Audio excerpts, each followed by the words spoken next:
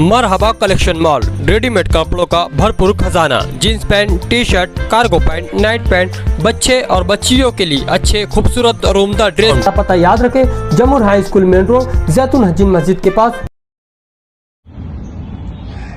आज लखनऊ में समाजवादी पार्टी कार्यालय में अखिलेश यादव साहब से मुलाकात हुई।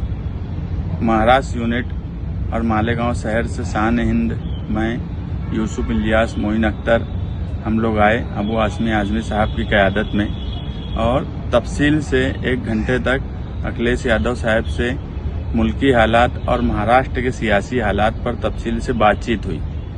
और बातचीत के बाद उन्होंने ये बात अच्छी मानी कि महाराष्ट्र में एक बड़ी ताकत उनके साथ जुड़ने जा रही है और मुल्क में जो कम्युनलिज्म और सेकुलरिज्म की जो लड़ाई चल रही है उसमें कहीं ना कहीं समाजवादी पार्टी सेकुलरिज्म का झंडा लेकर मुल्की सतह पर चल रही है। और उन्होंने यही सब बातें हमसे कही। निहाल साहब का भी जिक्र निकला। मुलायम सिंह यादव साहब से निहाल साहब के ताल्लुकात रहे हैं, एक ही नजरिए के साथ कामकाज किया गया है। और आज अखिलेश यादव साहब ने महाराष्ट्र यूनिट के हमारे प्रताप उगाड़े, पीडी जोशी, रेवंत भोसले और उनके साथ और बहुत से लोग आए थे, उनका खुशदिली से इस्तकबाल भी किया। और हमने ये बात बोली कि हम मालेगांव शहर में हमारे कारपोरेटर्स, पार्टी के जिम्मेदारान, जो पार्टी हमने डिसॉल्व की है, 12,000 मेंबरान थे, तो ऐसे लोगों से हम लोग एक मशवरा करके आपकी जो बात है हम लोगों ने समझ ली है।